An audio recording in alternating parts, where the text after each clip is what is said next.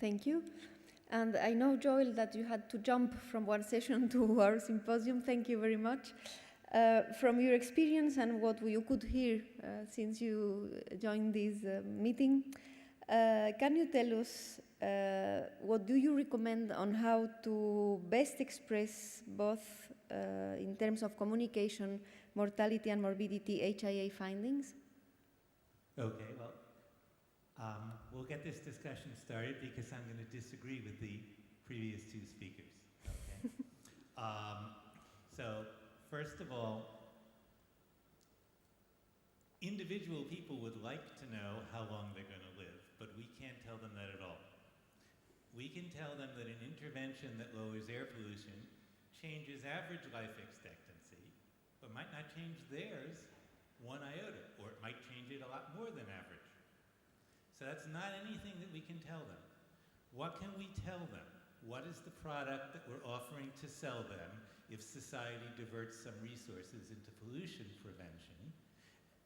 We can tell them that their risk goes down. And there is a large and extensive literature on how people value reductions to risk. And that literature is uniformly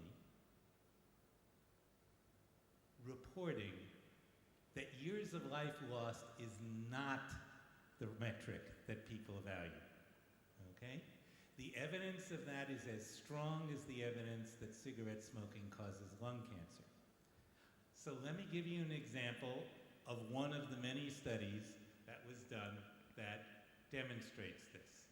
So Maureen Cropper did a study where she recruited a representative sample of the United States population. And these people agreed in exchange for money to answer various questions, and they were posed the following problem. Suppose I could sell you a filter that you would put on the drinking water in your house, and for some reason, and we don't know why, and we don't care why, let's imagine that that filter lowers your risk of death, because that's what we're selling with air pollution reduction, lowers your risk of death by 1 in 10,000. What would you be willing to pay for it? And so people gave different numbers, okay? Now, if years of life lost is the metric by which people value reductions in risk, then one would expect a roughly linear decline in the bid with the age of the participants, because 80-year-olds are going to not increase their life expectancy by nearly as much as 40 years old by this constant 1 in 10,000 reduction in risk each year. And so that's an empirically testable hypothesis, and there was absolutely no association between what people were willing to pay and their age. Zero. Study was repeated in Canada. Same thing.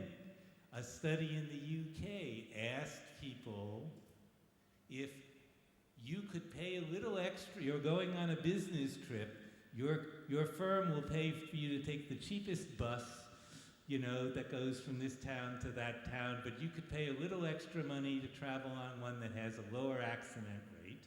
How much are you willing to pay? Got bids not associated with age.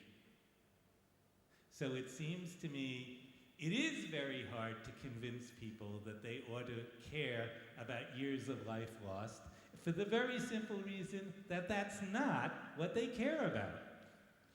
The way they value reductions in risk is independent of age.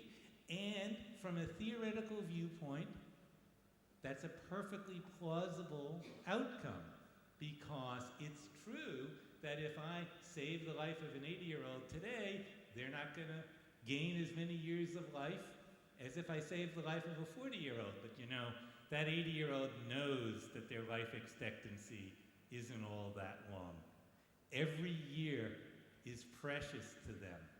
An incremental year of life is worth more, quite plausibly, than an incremental year of life to a 40-year-old, and that may counteract the change in the number of years saved to result in a flat rate for what people are willing to pay to reduce risk. So I think that they've clearly told us what they care about is attributable number of deaths, and that's what we ought to tell them.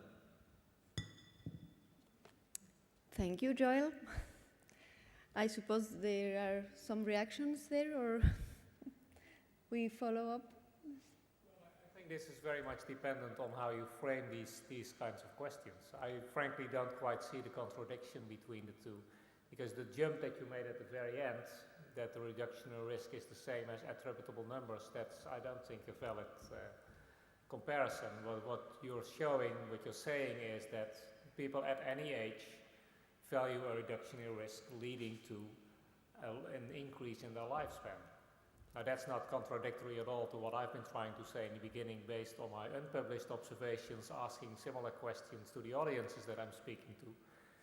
They tell me the same thing, I think. If they're older, if they value something that reduces their risk of dying tomorrow, and they're 80, they're clearly, and they value it the same as someone who's 40 values the reduction of a risk of dying tomorrow. There are clearly a very different number of years of life lost associated with that death. And so they're clearly not saying that years of life lost is the right metric. And there's another entire literature which also bears on that, which is that if you look at occupations, some occupations have higher risks of accidental death. And study after study shows that, controlling for education and, things like that, there's a wage premium that is associated with that increased risk of dying in that occupation. And that wage premium doesn't change with age either. Thank you. As we imagine, this subject is raising a lot of questions, Nino. I think, Joel, you bring in the question of how to monitorize. So that's the economist approach.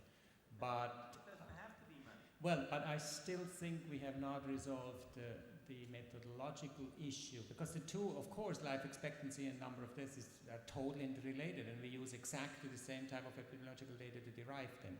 But the question is kind of the methodological issue. What do we communicate if we come with this business of attributable death, knowing that based on all the very nice work of Brian Miller, that this is conceptually flawed. So somehow we need to bridge this problem in the concept with the problem of communication and the problem of how the economists assess the value of life, which of course is ultimately the goal of many of these risk assessments. But it is an additional step, and I think you do not resolve this first step of clarification in the long term. And I mean, we don't talk about 1 year of change in air pollution. I think Brian has nicely shown what we talk about. It is about what's going on in a population after 10 years, 15 years of sustained clean air.